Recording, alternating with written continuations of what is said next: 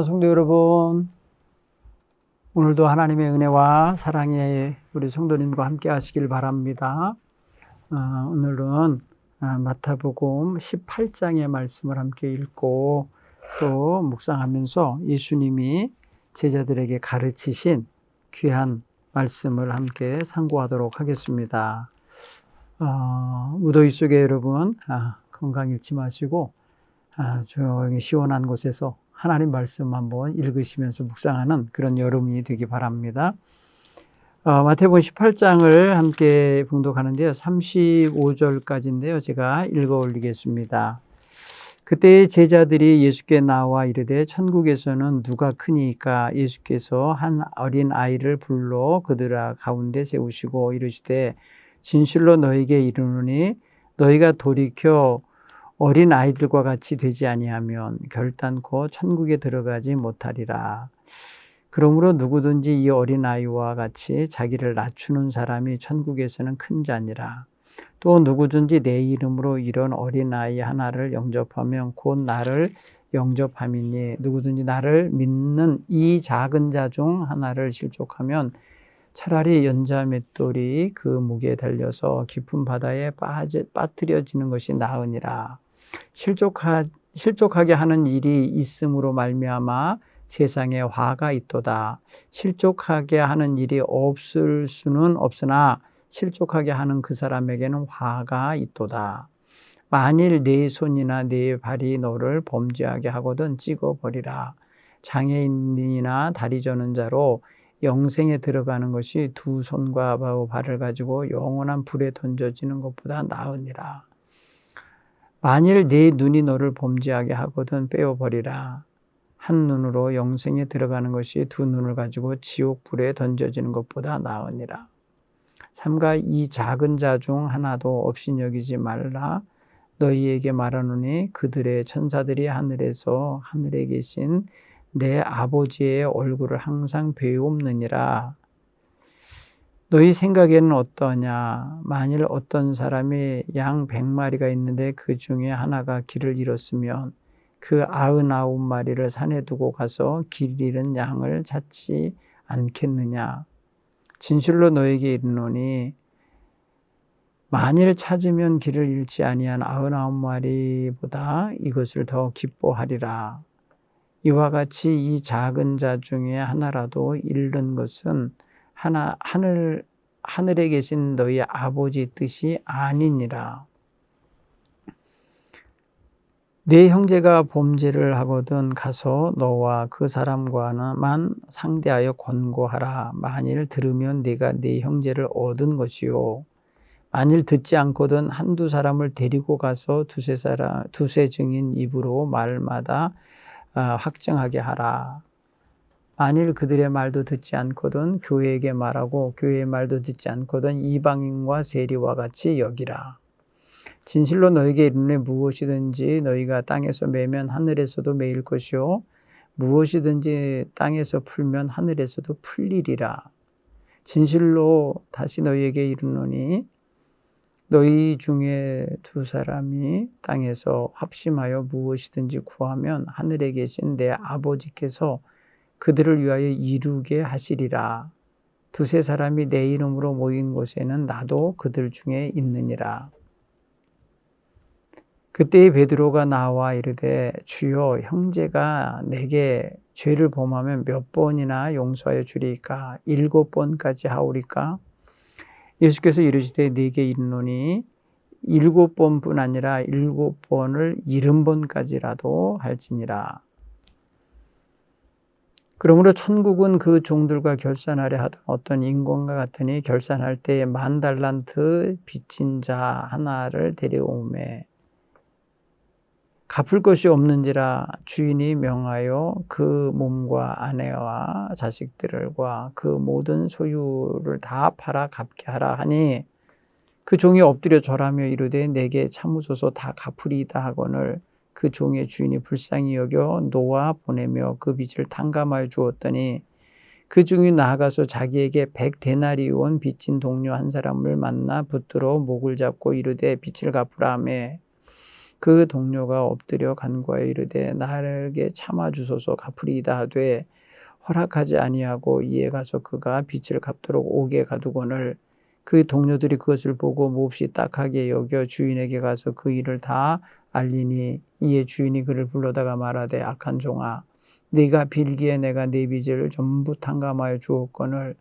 내가 너를 불쌍히 여김같이 너도 네 동료를 불쌍히 여김이 마땅하지 아니하냐 하고 주인이 노하여 그 빚을 다 갚도록 그를 옥졸들에게 넘기니라. 너희가 각각 마음으로부터 형제를 용서하지 아니하면 나의 하늘 아버지께서도 너희에게 이와 같이 하시리라.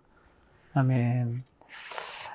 오늘 성경 이야기는 크게 세 가지 이야기가 들어있죠. 첫째는 천국에서 누가 큰가 하는 그 질문에 대한 이야기입니다. 예수님 앞에 제자들이 예수께 나와서 이르되 천국에서는 누가 큽니까? 참 이야기 발상 자체가 조금 어린아이스럽죠. 누가 크냐라고 하는 것은 어떻게 보면 이제 서열 내지는 키재기죠. 그 다음에 어떤 그 권력 다툼 같은 인상도 받게 되고 어떤 욕구가 거기에 작용하고 있다면 이건 아마도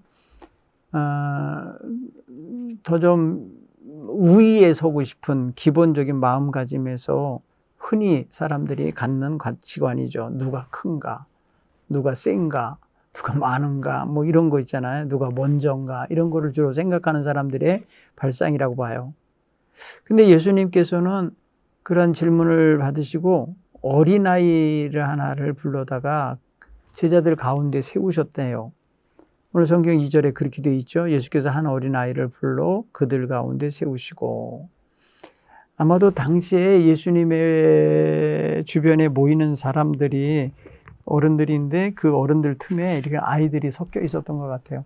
성경에 제가 가만히 보면은 애들 이야기가 별로 없는데 여기 이제 아이 하나가 등장을 해요. 가끔 등장하죠, 성경에 보면은. 그런데 이 아이는 아무 말 없어요. 예수님이 이 아이를 샘플로 그 제자들을 가르칠 때 지금 이 아이를 데려다가 말씀하고 계신 거예요. 자, 뭐라 그러냐면 너희가 돌이켜 어린아이들과 같이 되지 아니하면 결단코 천국에 들어가지 못하리라. 3절 참 심각한 말씀을 하신 거예요. 천국에 들어가고 못 들어가고의 문제가 여기 이렇게 아주 굉장히 구체적으로 표현해 놓은 거예요. 그래서 어린아이들과 같이 되지 아니하면 천국에 들어가지 못하리라 말씀하신 거예요. 참 이게 우리가 보면 아이들 같이 되지 않으면 어떻게 돼요? 천국에 들어갈 수 없는 조건이 된다?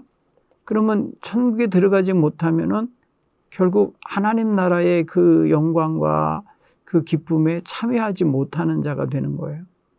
그러면 여기서 말하는 그 천국에 들어가게 되는 사람의 어떤 면을 보고 어린아이와 같이 되지 않으면 안 된다고 할까요? 몸이 그런 걸까요?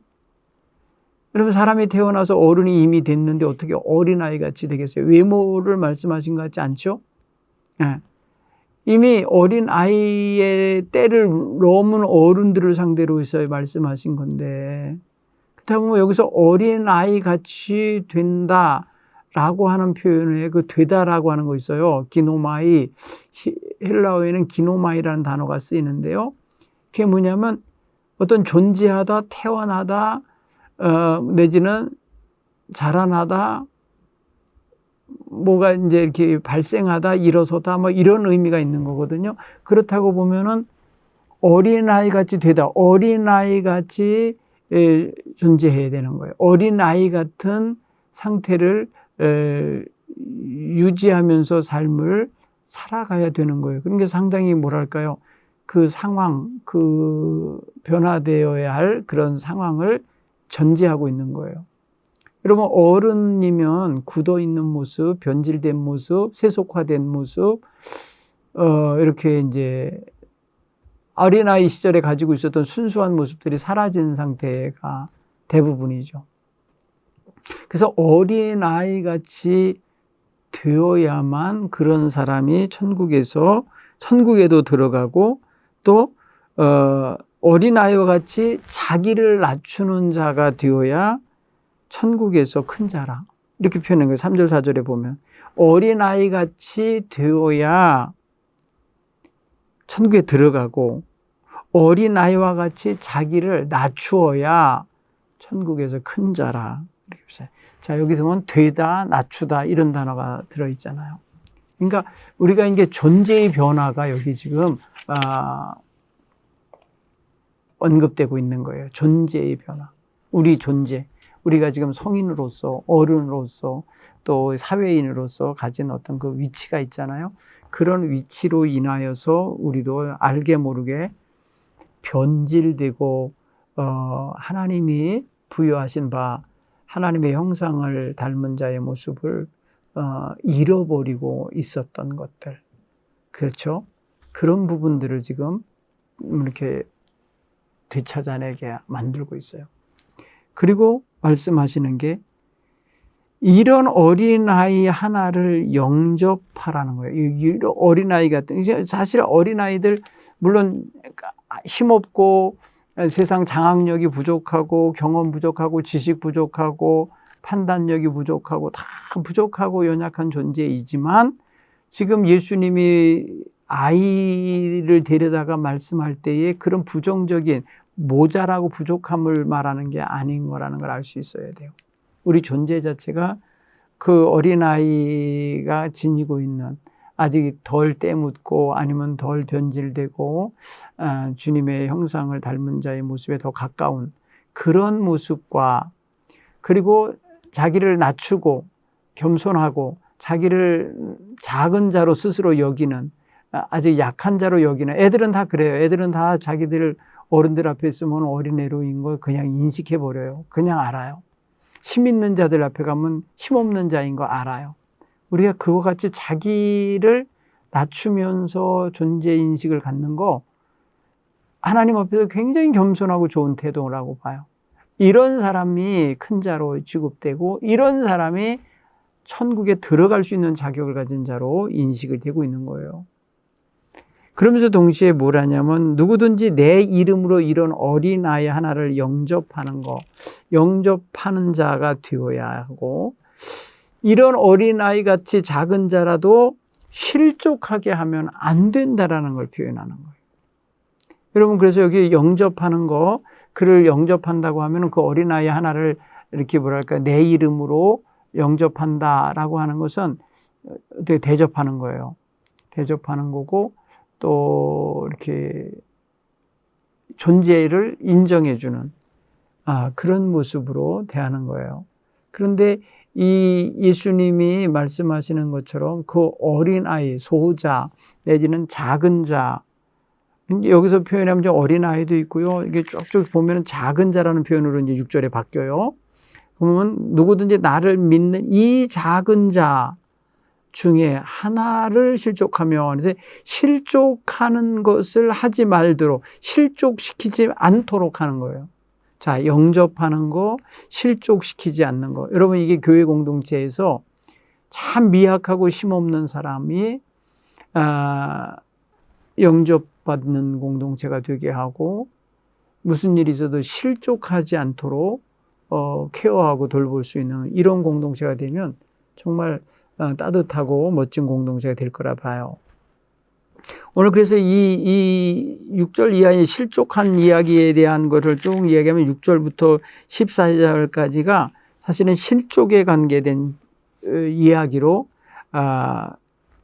두 가지 비유를 들어 쓰시는데 그게 뭐냐면 그 신체의 일부가 죄를 짓게 되면은 그 신체 일부를 떼어내고 온몸이 나머지가 뭐랄까요? 영생에 들어가는 것. 그 다음에 눈이 됐든지 지체 중에 어떤 범죄한 요소가 있으면 그 범죄한 그 지체에 대한 징계는 있으나 나머지를 살리기 위한 나머지 전체가 영생에 들어가고 뭐랄까 하늘의 하나님의 영광에 또 하나님의 그 놀라우신 광채 나는 그것을 항상 배울 수 있는 자리에 들어가려면 어떤 자세를 가져야 되는지를 말해 주려고 하시는 것 중에 하나예요. 근데 그게요, 좀 이렇게 애꿎게 들어가 있는 것 같아요. 제가 생각하기엔 8절, 9절은 7절에서 바로 그냥 10절로 연결해도 되는데 그 중간에 문맥이 서로 안 맞는, 문맥상 굳이 이게 왜 들어가 있나라고 할 정도의 낯설은 내용이 들어가 있어요. 그러니까 우리는 7절에서 바로 10절로 읽어가시면 돼요. 실족하게 하면 화가 있다는 거예요. 실족하게 하는 자에게 화가 있는데 그 화는 어떤 화로다가 임해야 되느냐면 그 심판인 거예요. 한마디로 말하면 심판인데 아주 하나님께서는 그런 사람을 연자를 맷돌, 연자 맷돌은 뭐랄까요, 말이나 이 훈련된 소가 밀고 끌고 다니는 돌리는 커다란 돌덩어리거든요. 그 방앗간에서 이제 그 곡식을 빻거나 이제 껍데기 벗길 때 쓰는 그런 도구인데 그런 거를 목에다 메고 사람의 목둘레에다가 걸쳐서 깊은 바다에 빠지는 것이 오히려 낫다라고 표현을 해. 그러니까 살아날 수가 없어요. 그렇게 무거운 게 목에 매인 채로 바다에 던져지면 그건 그냥 심판인 거죠. 죽음이죠. 그런데 실족하게 하면 그런 벌을 받는 게 차라리 낫다. 그렇죠? 실족하게 하지 말라는 거예요. 왜냐하면 더 심한 벌이 있나 봐요. 연자맷돌을 목에다 달아서 바다에 빠지는 것보다 더 뜨거운 벌 내지는 더 심한 벌이 있는가 봐요. 그게 차라리 나을 거라고 할 정도로 표현하신 거 보면. 그렇죠? 그 다음에 실족하지 말라 하는 거에 이어서 10절에 보면 이런 작은 자 중에 하나라도 업신여기지 말라라고 표현해서 업신여기지 말라. 여러분 사람을 낮춰보는 거, 멸시하는 눈으로 보는 거, 무시하는 태도로 보는 거 다 이게 하나님 편에서는 좋지 않은 거예요. 그래서 여기서 업신여긴다 그랬잖아요. 10절에 이 작은 자 중에 하나라도 업신여겨서는 쓸모없는 존재로 여긴다든지 무가치한 존재로 여긴다고 안 돼. 그러니까 여기서 표현하는 것은 존재 그 자체가 정말 소중하다라고 다 누구나 다 인정받도록 해주는 그런 공동체를 세워내게 하시는 것 같아요. 그렇죠? 한 번 더 우리의 마음에 묵상을 해보세요. 그리고 또 놀라운 사상 하나를 말해주는데 10절에 보면 그들의 천사들이 하늘에 계신 내 아버지 얼굴을 항상 매입느니라. 여기 보면은 여기 땅에 있는 작은 자 하나라도 업신여기지 말아야 될 이유 가운데 하나가 뭐냐면 그들의 천사들이 있대요. 그들의 천사들이 복수형이에요. 그렇죠? 여기 작은 자 중에 하나라고 하는 그 단수로 얘기 표현하다가 그 작은 자들이 공동체에 여럿 있을 수 있잖아요. 그들의 천사들이라고 표현했어요. 그러면 그 작은 자들도 복수고 그들의 천사들도 복수예요. 결국 보면 각자 맨투맨으로 한 사람당 한 사람의 천사가 하늘에 있다는 뜻일 수도 있죠.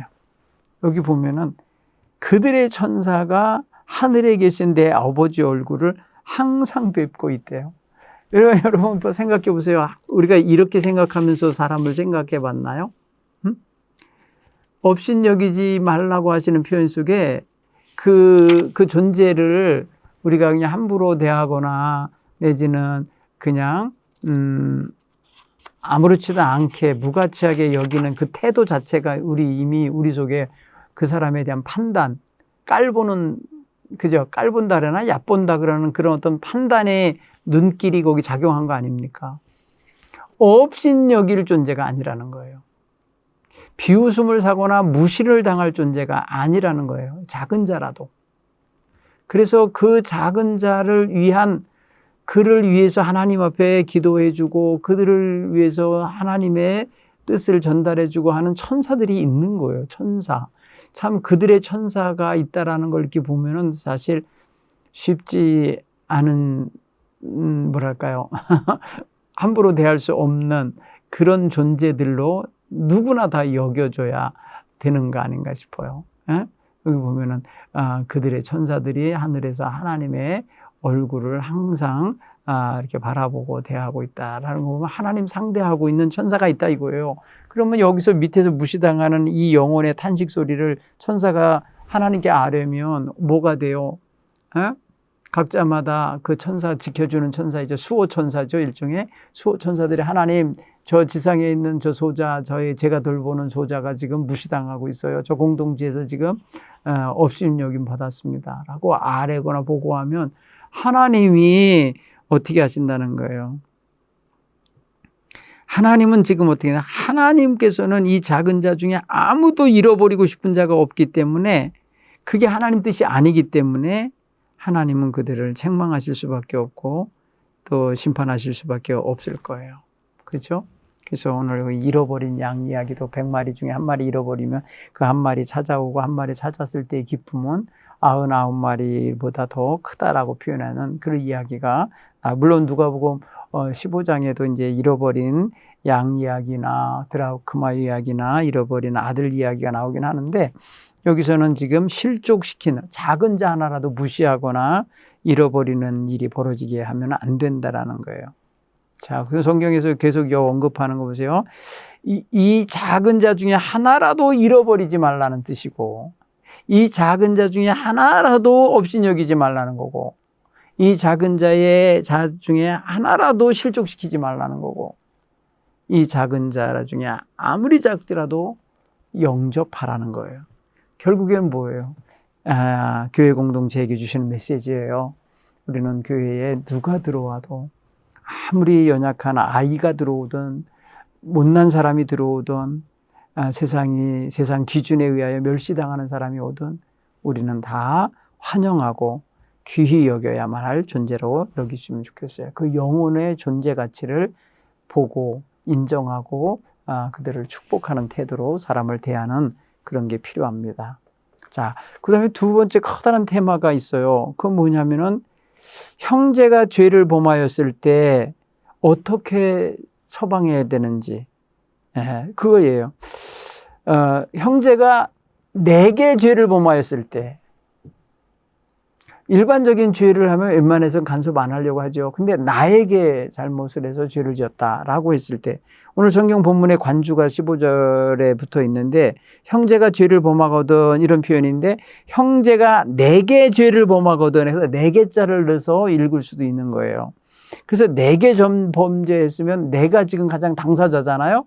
그러니까 1차로는 내가 가서 당사자끼리만 상대하여 권고하라는 거예요. 15절은.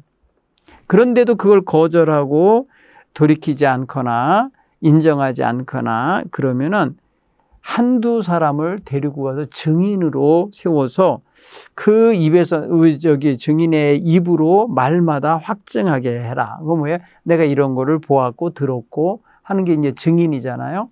증인으로서 이 사람하고 대화해 보니까 이렇더라 저렇더라라는 걸 확증을 하라는 거예요. 그래도 말을 안 들으면 교회에게 말하라는 거예요. 교회 공동체에게. 그러면 교회가 가서 교회 이름으로 훈도를 할 수 있을 거 아닙니까? 그런데도 듣지 않거든. 자, 당사자, 두세 명의 증인들과 함께 간 당사자.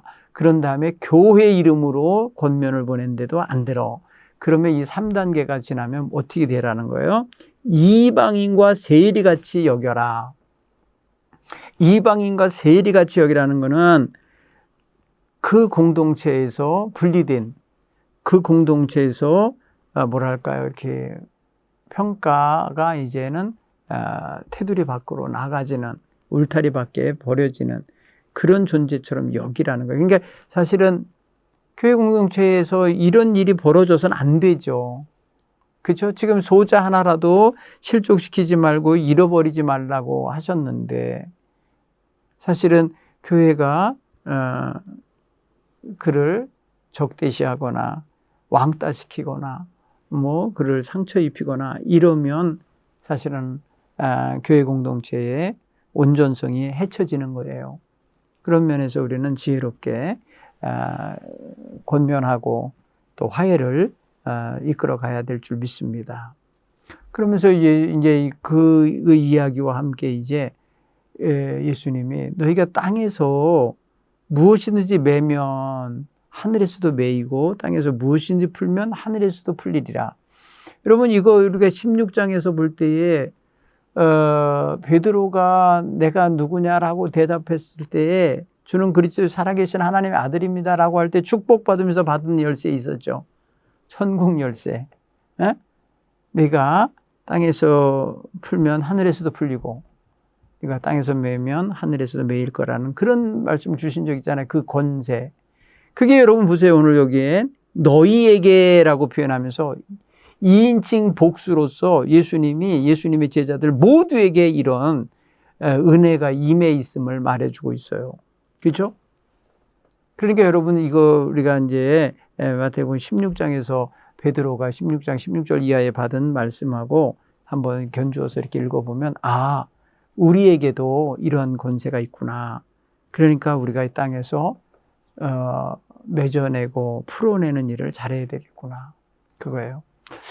그리고 19절에서 뭐라 하냐면 너희가 함께 두세 사람이 내 이름으로 기도하면 무엇이든지 구하면 여기서 너희가 두세 사람 땅에서 합심하여 구하면 기도하면 하늘에 계신 내 아버지께서 그들을 위하여 이루시리라 라고 표현했고요. 두세 사람이 내 이름으로 모인 곳에는 나도 그들 중에 있느니라 이렇게 예수님이 말씀하셨어요. 예수님의 이름을 부르는 곳에 예수님이 계신다. 그러면 여러분 우리가 어떤 모임을 하든지 예수님의 이름으로 모여야 되겠죠. 예수님의 이름으로 행해야 되겠죠. 찬송을 하든지 예배를 하든지 기도를 하든지 예수님 거기 계시다고 하시니까 내 이름으로 모인 곳에는 거기 나도 있겠다 하셨으니 오늘 우리가 그런 면에 있어서 지혜롭게 가정에서나 교회에서나 직장에서나 예수님의 이름으로 모이고 또 기도하고 찬양할 수 있는 그런 모습이 있게 되길 바랍니다. 그리고 합심기도 우리는 주님의 이름으로 함께 모여 기도하는 일을 즐거워해야 돼요. 행복하게 여기셔야 돼요. 그래서 여러분 기도회에 참석하고 하는 걸 그거를 여러분 일처럼 여기지 마시고 우리 주님과 함께하는 깊은 교제의 시간으로 여기면서 함께 모일 수 있고 사모하여 그 자리에 참여할 줄 아는 이러한 모습을 가지시기를 바랍니다. 자, 이제 세 번째 커다란 타이틀로 뭐냐면 베드로의 질문이 하나 있어요. 예수님, 주여 형제가 내게 범죄하면 7번 정도 용서해 주면 됩니까? 몇 번이나 용서해야 되나요? 물은 거예요. 7번? 아니야. 예수님은 뭐라 그랬어요? 7번을 70번까지 해라. 7번을 숫자적으로 보면은 490번이잖아요. 그런데 베드로에게 말씀한 게 단순히 그 숫자상으로 490번을 해라, 세가면서 해라 이런 의미로 말씀하신 게 아닐 거예요. 한마디로 말하면 계속 용서해 줘라 이 소리 같고 그가 용서를 구할 때마다 해주라는 그런 의미일 수 있겠죠. 오늘 그 다음 이야기에 보면 달란트 비유가 있잖아요. 달란트 탕감받는 비유 보면 여기 빚을 갚아라 라고 할 때 갚을 길이 없는데도 예 갚겠습니다. 그럼 용서해 주시고요. 참아 주십시오. 이렇게 구할 때에 참으소서 다 갚으리이다 이런 말을 해요. 그때에 27절에 보면 그 종의 주인이 불쌍히 여겨 놓아 보내주고 그 빚을 다 탕감해 주었다는 거예요. 이게 은총이죠. 26절. 불쌍히 여김을 받은 것도 은총이고 그가 짊어지고 있는 무거운 빚을 탕감해 주는 것도 은혜예요. 그렇죠? 이 귀한 은혜를 받은 자가 은혜를 베풀고 살아야 되는데 그러지 않고 도리어 자기에게 적은 액수의 빚을 진 자, 100데나리온을 빚진 자를 끌고 가서 감옥에 가뒀다는 거예요. 빚을 갚으라고. 갚을 때까지 가두라고 했다. 여기 보면 사실 말이에요. 이 경제 수단을 가지고 있는 사람이 갇혀 있으면 어떻게 갚아요? 사실은 자기가 용서받고 탕감받은 것처럼 그 사람에게도 용서의 기회를 줬어야 되는 거라는 거예요. 그래서 오늘 여기 보면은 그 소식이 다시 주인에게 전달되자 주인이 그를 불러다가 꾸짖어요. 뭐라고 표현하는데 악한 종아 내가 내게 빌기에 빌린다는 거 뭐예요?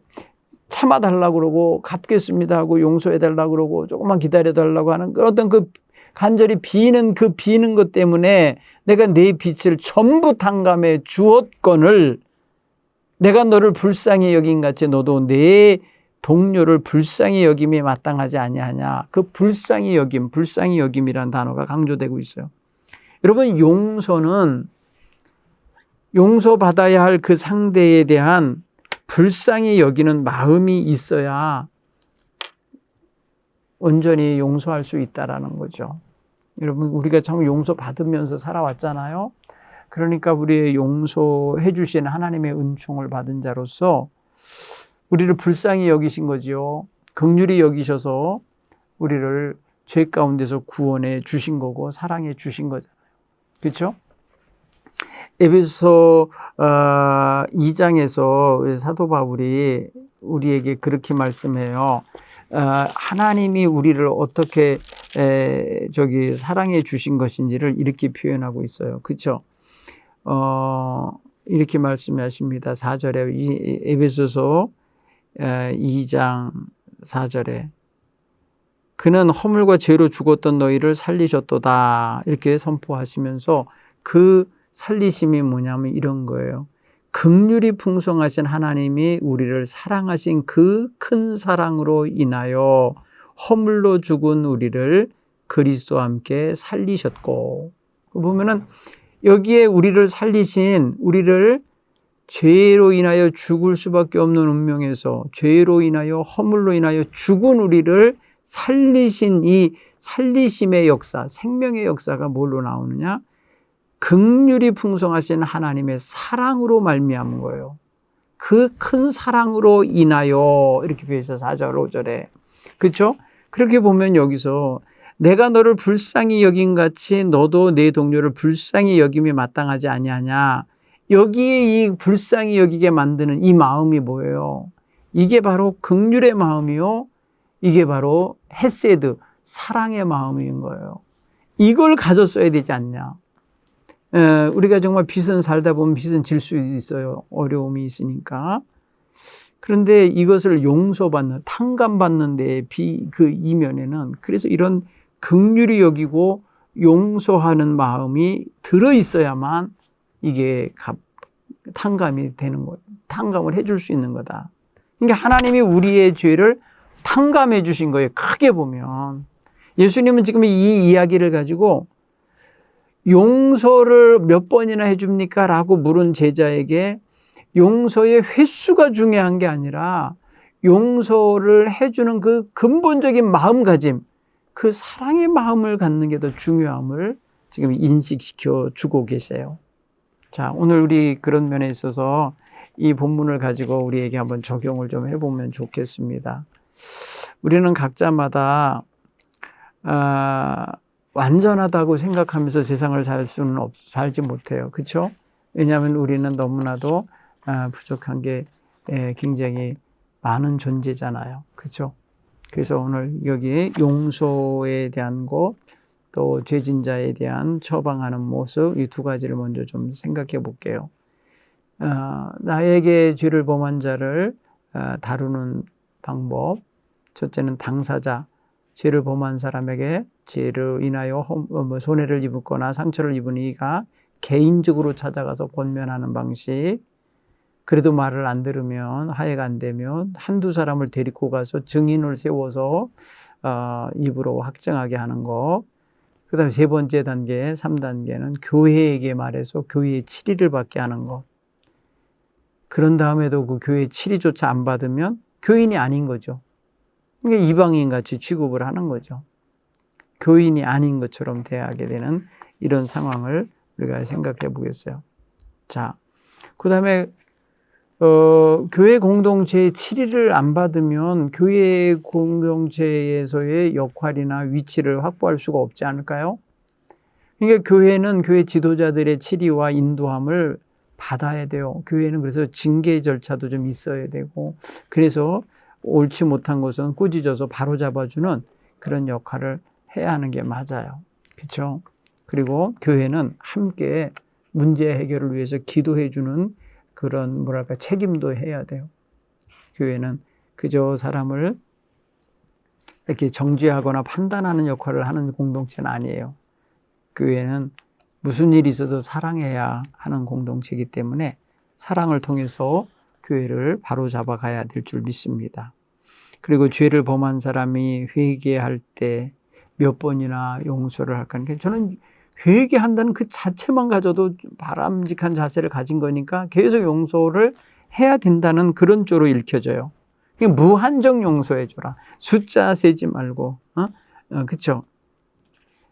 70번씩, 7번씩 70번이라도 해줘라 라고 한다고 그럴 때에 그 숫자로 얼른 계산해서 그냥 490번까지만 하고 491번째부터는 안 하겠다 이런 태도보다는 우리는 늘 교회 공동체나 신앙의 사람은 어떤 보복과 징벌을 우선으로 하는 게 아니라 용서와 사랑의 은총을 베풀고 나누는 데 은총을 가져야 된다. 그죠? 갚을 길 없는 큰 빚을 진 그 1만 달란트의 빚진 종이 있었다 그러잖아요. 여러분 1만 달란트 엄청난 액수입니다. 여러분 한 달란트가 금으로 말할 때는 36kg 정도 된다는 거예요. 어린아이 몸무게 정도 되잖아요. 초등학생. 그게 1만 개라는 거예요. 여러분 그걸 환산해 보세요. 엄청나게 많은 액수를 빚진 거예요. 근데 그 많은 액수로 따지면 엄청 많은 건지만 주인은 그를 불쌍히 여기는 마음으로 몽땅 다 안 갚아도 된다. 이렇게 해줬다는 거 아니에요. 그 불쌍히 여겨주는 마음이 얼마나 가치 있는 건지 아시겠죠? 불쌍히 여겨주는 값이 10,000달란트의 마음보다 큰 거예요. 빚보다 큰 거예요. 크니까 품죠. 그죠? 어마어마한 거죠. 그렇게 생각해 보면은, 엄청나게 귀한 것을 용서받은 자가 용서 못하는 거 보면 좀 안타까운 거예요. 자기는 받고 누릴 줄은 아는데 베풀 줄 모르는 사람과 똑같은 거예요. 받아 먹을 줄만 알고 줄 줄 모르는 사람을 대할 때 이런 느낌이 들지 않을까 싶어요. 그렇죠? 하나님의 은혜를 무한정 받아 먹으면서 자기는 누구 하나 용서 못하고 비난하고 정죄하고 원수 대하듯 하고 그러면 그게 어디다 써먹겠어요. 그렇죠? 자, 그런 면에서 오늘 우리는 하나님의 무한한 은혜와 사랑과 용서를 받았으니 용서하며 사랑하며 살고 있는가 한번 돌아보시면서 마음을 추스려 보시기 바랍니다. 예수님은 교회 공동체가 순수하고 또 평안하고 또 질서 있기를 원하십니다. 그런데 질서도 해치고 순수성도 더럽히고 늘 분쟁이 있는 불안한 공동체로 만들어 간다면 이거는 주님을 따르는 백성들의 삶의 모습은 아닌 거예요. 오늘 그래서 주님의 사랑과 은총을 힘입은 성도들은 항상 하나님 안에서 순수하고 안정적인 마음가짐과 정신 그리고 질서 있는 삶의 모습을 가져야 합니다.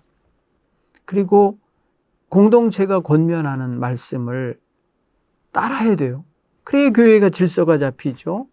교회 당회에서 제시하여 결의한 거 우리 교인은 따라야 되는 거예요.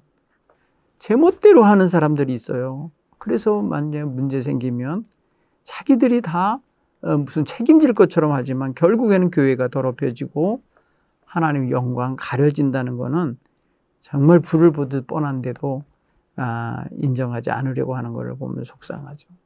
하나님이 다 다스려 주실 거라 믿습니다.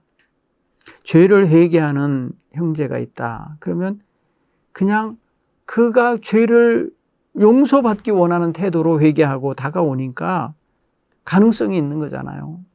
새롭게 살 수 있는 가능성, 용서하면서 품을 수 있는 그러한 놀랍고도 넓은 덕이 있고 은혜가 넘치는 모습들이 우리 성도들 속에 있어야 될 줄 믿습니다. 하나님은 기본적으로 우리가 이미 자격도 없고 공로도 없는 우리를 불쌍히 여기셔서 모든 죄를 용서하시려고 그 죄값을 독생자 예수님으로 치르신 거 아닙니까? 그런 분 앞에서 우리가 무슨 우리 권리 주장을 하고 누가 잘못해서 용서 못하겠다고 이런 태도로 나가겠습니까? 용서받은 죄인 항상 겸손하고 진실하고 하나님의 한없는 은혜 없이는 살 수 없다는 걸 깨닫고 겸손하게 살아내는 우리 동부 가족들이 되시기를 바랍니다.